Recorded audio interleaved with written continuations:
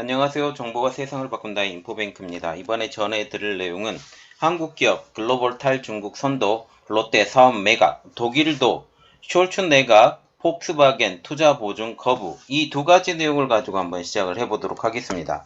여러분의 구독, 좋아요, 그리고 알람 설정까지 부탁드리겠습니다. 자, 지금 전체적인 그림을 보면 독일이나 한국이나 전체적으로 중국에서의 사업을 접고 나오는 그런 상황을 보고 있어요. 특히 독일과 같은 경우는 이전에 메르켈 총리 때는 굉장히 중국과 가까웠죠. 지금 메르켈 총리 때의 정책들이 많이 바뀌고 있는데, 지금 친중, 친러, 이러한 정책들을 했었는데, 이러한 것들이 모두 다 변하고 있다라는 것을 우리가 볼 수가 있습니다. 특별히 이번에는 러시아는 빼놓고 중국만 이야기할 건데, 중국에서 사업 철수를 강하게 드라이브를 걸고 있는데 그 대표적인 주자가 한국 기업들이 되고 있다라는 내용입니다. 그러면 이야기를 시작을 해보겠습니다. 지금 수출 시장에서 중국의 매력이 굉장히 줄고 있죠. 이러한 가운데 글로벌 기업들이 중국에서의 사업의 진로를 고심하고 있습니다. 그중 한국 기업들이 탈중국의 흐름을 선도하고 있다고 블룸버그 통신은 9일날 진단을 했죠. 이미 중국의 강력한 제로 코로나 정책으로 기업 활동이 위축되고 있는 가운데 미국과 유럽을 중심으로 엔데믹의 기조로 외부 활동이 늘어나면서 유통업체들의 재고가 쌓이고 있는 상황입니다. 여기에 중국 내에서도 제로 코로나 정책으로 인해 경기가 둔화되고 있죠. 그래서 내수도 안 되고 수출도 안 되고 이 이중교를 겪고 있는 것이 지금 중국의 현 상황이라는 것이죠. 이러한 분위기에서 한국 기업들이 탈중국을 주도하고 있다라는 분석입니다. 또한 이러한 상황에서 독일도 탈중국에 동참하지 않느냐는 분석도 나오고 있는데요. 독일이 중국 사업에 대한 폭스바겐 투자 보증 요구를 인권 상황을 이유로 거부했기 때문이죠. 메르켈 총리에 이어서 지난달 말에 출범한 슐츠 정부가 실리 중심에서 이제 가치 중심으로 대중 정책의 기조를 바꾸고 있는 가운데 나온 첫 실질적인 조치라는 평가까지 나오고 있습니다. 이번 독일의 움직임에 의미가 있는 것은 전임 메르켈 총리 시절 유지해온 대중 정책의 기조 변화 때문이죠. 이번 독일의 움직임으로 독일 기업들의 대중 투자가 위축될 것으로 보이고 있습니다.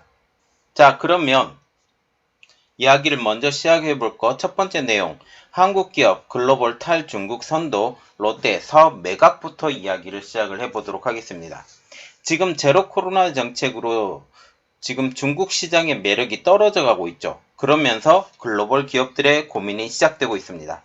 이러한 가운데 한국 기업들은 탈중국의 흐름을 선도를 하고 있는 것으로 알려지고 있는데요.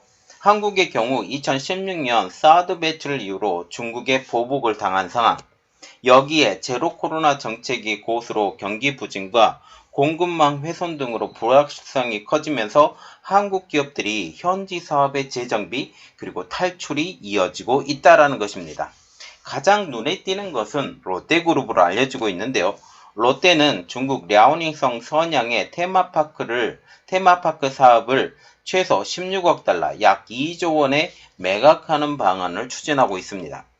롯데는 애초에 2014년 선양에 롯데백화점을 지으면서 개점을 하면서 부근에 테마파크와 아파트, 호텔 등을 갖춘 롯데타운을 지으려고 했지만 사드 문제가 불거진 이후 2016년 12월 중국 당국의 명령으로 공사가 중단된 상황. 그러다가 2019년, 이게 3년이나 지났죠. 거의 2년 반이 지난 2019년 4월 중국이 시공 인허가를 내줬지만 이번에는 코로나19 여파로 19년부터 코로나19, 19년 12월부터 코로나19가 발생을 했죠. 코로나 여파로 사업이 멈춰서 테마파크를 이제 만들지는 못하고 매각해야 되는 처지에 놓였습니다. 블룸버그는 롯데그룹이 중국 법인 봉사를 폐쇄하는 막바지 단계에 있으며 아시아의 다른 시장을 눈으로 돌리고 있다라고 짚었는데요. 한류를 타고 2016년 중국에서 80억 원의 이익을 내기도 했던 아모레퍼시픽은 코로나19 팬데믹 이후 중국 내 1,000개 이상의 화장품 매장을 폐쇄를 했습니다. 이제 아모레퍼시픽은 미국과 동남아 시장의 확장에 염두를 두고 있죠. 삼성, LG, 현대차도 중국 사업을 일부 정리하거나 재정비하고 있죠. 현대차와 같은 경우는 베이징 공장 3곳을 모두 다 철수하는 방식으로 지금 이야기가 나오고 있고, LG도 마찬가지고 삼성도 마찬가지고 그렇죠. 삼성 SDI 같은 경우는 배터리 셀 사업을 집중하려고 작년에 중국의 배터리 팩 공장 2곳을 폐쇄를 했습니다. 삼성 디스플레이도 지금 2020년 LCD 공장을 차이나스타이에 매각한 뒤에 올레드 패널용 모듈 공장 2곳만 운영 중이죠. LG전자도 지난해 중국 내 공장 2곳을 문을 닫았습니다. 현대차도 중국 내 공장 일부를 매각하면서 대미 투자를 늘리고 있죠. 2025년까지 대미 투자를 100억 달러, 약 12조 5,500억 원 이상으로 늘릴 계획으로 지금 알려지고 있고, 삼성전자 같은 경우도 스마트폰 사업부를 완전 매각했죠. 물론 거기에 아직까지 SSD 사업은 여전히 남아있는 것도 여전히 있습니다. 지금 중국 내 스마트폰 공장을 폐쇄했던 삼성전자는 미국 텍사스 오틴에 170억 달러, 약 21조 3,400억 원 규모의 첨단 반도체 공장을 짓고 있죠. 이렇듯 한국 기업들이 중국을 떠나는 가장 큰 이유, 중국 시장에 대한 큰 매력을 못 느끼기 때문이라고 지금 나타나고 있습니다. 코트라이의 상하이 베이징 지사에서 일한 경험이 있는 스콧 김은 강력한 코로나 제로 정책이 기업 활동을 위축시키고 중국 기업들이 치고 올라오기 때문에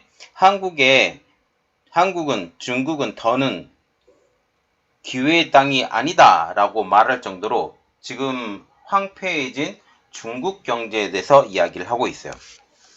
전국경제인연합회의 지난해 12월의 조사에서는 국내 131개 기업 중 86%가 지난 10년간 중국 경제 상황이 악화가 되었으며 정치적 리스크를 가장 큰 우려의 원인으로 꼽고 있어요. 그래서 국내 기업들 중에 86% 자체가 중국에 미래가 없다. 우리가 중국에 들어가 봤자 미래가 없다라고 판단을 한다라는 거죠. 조사 대상 기업들은 외국 기업에 대한 차별, 그리고 미중 무역 갈등, 강화된 환경 규제, 높은 생산 원가 등의 문제로 지금 거론을 하고 있는데, 중국과 같은 경우는 낮은 인건비를 지금 생각을 해서 들어갔는데, 지금 갑자기 인건비가 상승했고 원자재 가격도 상승했기 때문에 중국에서 생산된 물품에 대해서 이제 가격 경쟁력이 그렇게 많지 않은 것으로 분석이 되고 있습니다. 그럼에도 전기차 배터리용 흑연을 포함해서 228개의 핵심 수입품 중 80%를 중국에서 의존하는 상황이기 때문에 한국 기업들이 중국에 대한 의존도를 완전히 없애기는 불가능하다고 블룸버그는 지적을 하고 있죠. 그러면서 한국 내에서 중국 의존도를 낮추기 위한 노력을 진행 중이며, 한국무역협회는 반도체, 배터리, 석유와 자동차 등에 쓰이는 핵심 원자재 구매를 지원하는 태스크포스를 발족해 운영 중이라고 소개를 하고 있습니다. 이제 한국뿐 아니라 미국 기업들도 중국 사업을 축소를 하고 있는데요. 나이키의 조깅 앱인 나이키 런 클럽과 그리고 운동 앱인 나이키 트레이닝 클럽은 지난 8일 중국 이용자들에게 경영상의 이유로 다음 달 8일까지 서비스를 중단한다라고 고지를 하고 있어요. 그리고 나이키는 앱 서비스 중단에 대해서 자세한 이유를 밝히지 않은 상황이죠. 다만 중국이 지난해 하반기부터 개인정보보호법 그리고 데이터 보호법을 시행한 여파라는 분석까지 나오고 있어요. 그래서 지금 개인정보보호법, 데이터 보안법을 시행을 하게 되면 여기에서 지금 움직이는 거리, 그리고 어디서 어디까지 움직였는지 모든 정보가 이 앱 안에 들어가 있기 때문에 개인정보보호법에 저촉을 받을 수 있어요. 가장 큰 문제는 이러한 동선들이 노출이 될 수 있다라는 측면까지 우리가 볼 수가 있죠. 나이키는 앞서 다른 미국 기업들도 잇따라 중국 시장 조정에 나섰다라고 지금 얘기가 나오고 있는데요. 아마존은 내년 6월 30일부터 중국에서 아마존 전자책 단말기인 킨들로 읽을 수 있는 전자책 판매와 운영을 중단키로 할 상황. 그리고 에어비앤비도 오는 7월 30일 이후 중국 내 사업을 마친다고 발표를 한 상황입니다. 애플도 중국의 아이패드 사업 일부를 베트남으로 이전하는 상황이죠. 지난해 마이크로소프트가 중국에서 일자리 정보 서비스 앱인 링크드인을 중단을 했습니다. 자, 이렇게 한국과 미국이 이렇게 하고 있는데 유럽의 대표 주자이죠. 독일도 이 중국 사업에 대한 원조를 중단한다라는 그런 이야기가 나왔습니다. 그래서 이번 독일도 슐츠네가 폭스바겐 중국 투자 보증 거부부터 시작을 해보도록 하겠습니다. 독일의 주간지 슈피겔은 지난달 28일 발행호에서 독일 경제부가 한 기업의 대중국 투자 연장 보증 신청 4건을 인권을 이유로 승인하지 않았다라고 전하고 있죠. 투자 보증 거부 기업은 바로 폭스바겐. 슈피겔은 기업 쪽은 투자 보증 신청 사실은 인정을 했지만 아직 결과를 기다리고 있다라는 입장을 보도를 했는데 사실상 거부로 보면 되겠습니다. 독일의 이러한 움직임이 세계적 관심을 끌어모으는 것은 2005년부터 2021년까지 16년간 독일을 이끌어온 전임 메르켈 총리 시절 유지해온 실리 중심의 대중 정책의 변화의 신호로 해석되기 때문이죠. 자, 지금 보시면 메르켈 총리 같은 경우는 친중 그리고 칠러 이러한 정책을 했죠. 그리고 특별히 러시아와 같은 경우는 천연가스를 무제한 수입을 하면서 이 탄소 제로 정책을 수립을 했죠. 그래서 러시아의 도움이 없으면 절대 그렇게 하지 못하고 독일 내에 발전소가 없어요. 발전소를 다 없애버리고 그러한 일들을 했다라는 거죠. 그래서 다른 나라에 의존시키게 만드는 그리고 자국의 그 낮은 그 에너지로 공급을 받을 수 있게 이러한 것들을 해서 독일의 발전을 기여했다라고 했지만 결국은 이게 탈이 됐다라는 말과 나오고 특히 독일과 중국이 관계가 빨라지면서 그 독일이 중국에 너무 끌려다니는 게 아니냐라는 분석까지 나왔지만 드디어 지금 탈이 나게 된 것이죠. 독일은 1980년대 헬무트 콜 총리 시절부터 정부가 기업의 중국 투자의 보증을 서왔다라고 하고 있죠. 그러나 이번 거부를 통해서 40년 만에 이를 거부한 것이 되기 때문이죠. 그래서 지난 40년간 중국과 독일이 관계가 굉장히 좋아졌지만 갑자기 어려워진 상황을 우리가 알 수가 있습니다.